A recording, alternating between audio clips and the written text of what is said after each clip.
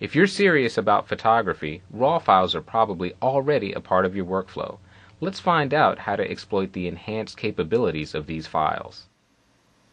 Before we begin discussing Adobe Camera Raw, let's first talk about why it's even necessary. If you own a high-end digital camera, it has the ability to shoot in what's called RAW mode. This provides numerous benefits to shooting JPEGs, including an expanded dynamic range and better image detail.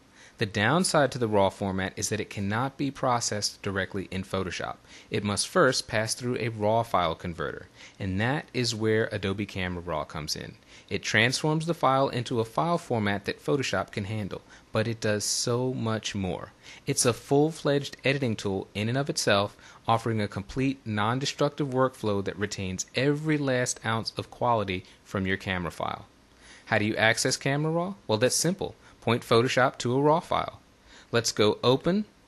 Inside our Chapter 11 folder, I want you to select two files, Basic 01 and Basic 02. You can simply hold the Shift key to select the second file, and we'll select Open. Here's the Camera Raw interface. The first thing you'll notice is that both files open up in this film strip on the left.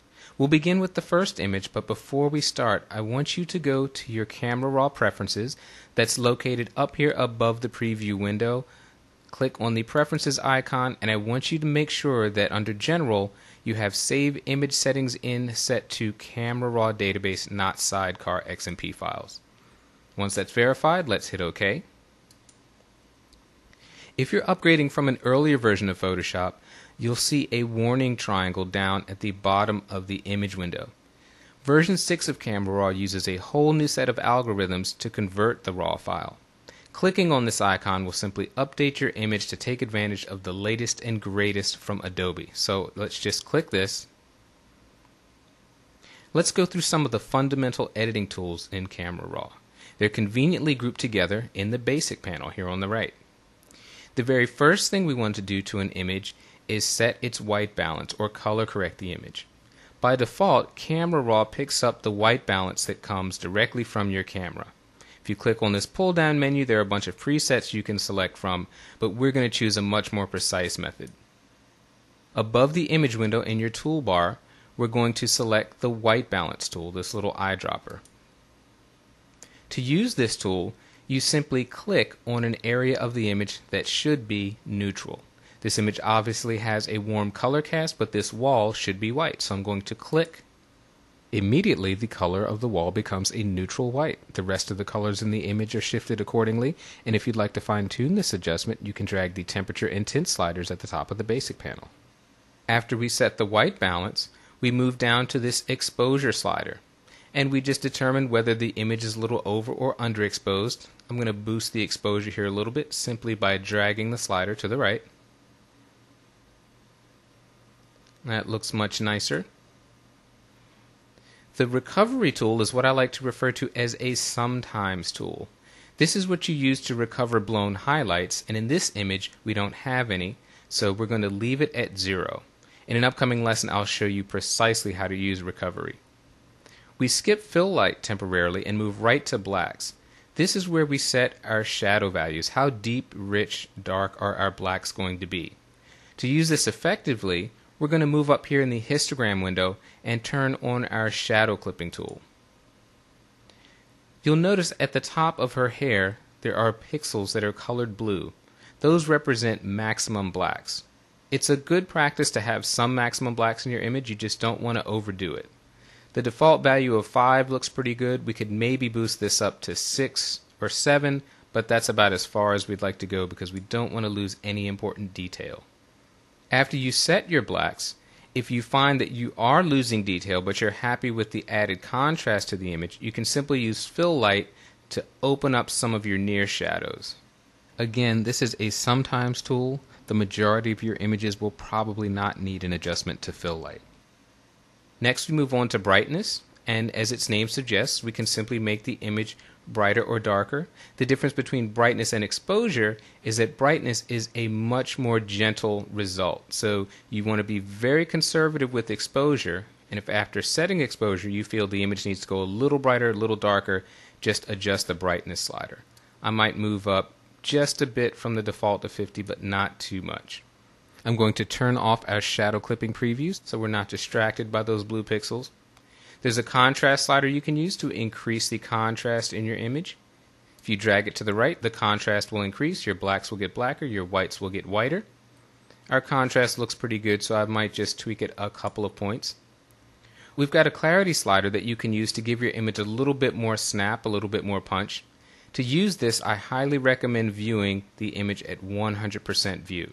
So we're going to go down to our view percentage menu and select 100%. I'm going to use the hand tool. This is the same shortcut in Photoshop of holding down the space bar, and we'll drag up so that we can see her face.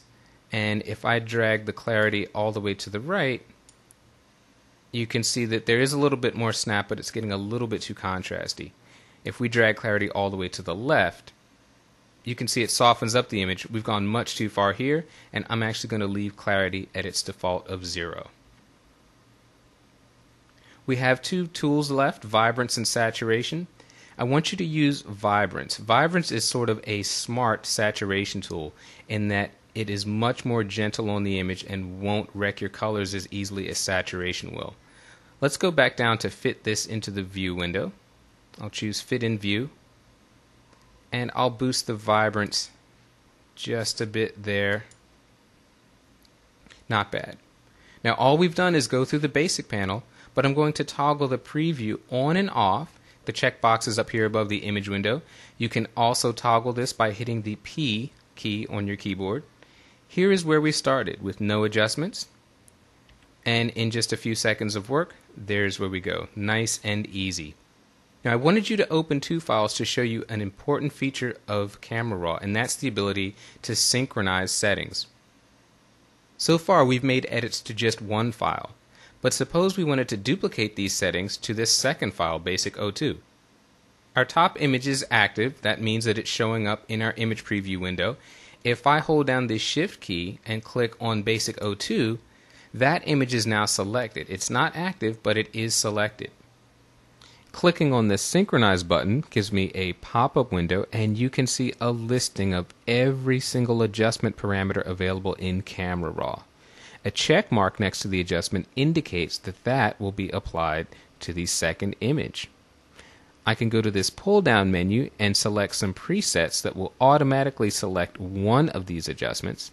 Here I'm going to choose white balance. This is going to synchronize the white balance from the first image to the second image. I'm simply going to hit OK, and now our second image is color balanced. I'll hit Synchronize again, and I'm going to click on these options here. Everything that we've changed, I want to go and apply those from the first image to the second image. Click on Vibrance. Now when I hit OK, all of those settings are applied to the second image as well. Now we're ready to send a rendered file directly to Photoshop, either to make a print or do further editing. But first we've got some choices to make. We're going to open the Workflow Options dialog. We can access that by clicking on our current workflow settings. And you can see we can choose the workspace that we want to have. We can choose whether this will be an 8 or 16-bit image. We can even choose the size. If you choose a pixel dimension that does not have a plus or minus, that's sending the original file size. If you want to reduce the file size, you can do that here by selecting one of these presets. You could also increase the file size. We get to choose the resolution to which this file will be set, and we can even choose whether we want to apply any sharpening. Note down here the checkbox, Open in Photoshop as Smart Objects. If we select this, the image will open up in Photoshop as, you guessed it, a smart object. Let's just leave these values at the defaults and hit OK. If your settings are a bit different here, don't worry, it's not going to matter for what we're going to do in this lesson. Just go ahead and click OK. And now at the bottom of the window, we can click Open Images just to open both of these images individually in Photoshop. To the left, we could also choose to save these images. Perhaps we wanted to do more work later but did not want them to open immediately in Photoshop. If we click Save Images, we have options of where to save the file, and we can choose whether it's going to be a JPEG, a TIFF, a Photoshop file, or simply leave it in its digital negative format. I'm going to hit Cancel. We've made a lot of changes to this image, and when we open it in Photoshop, we have a lot of options as to what kind of file that is going to be. To continue on with our next lesson, we're going to be using a brand new set of raw files, so you can simply hit cancel.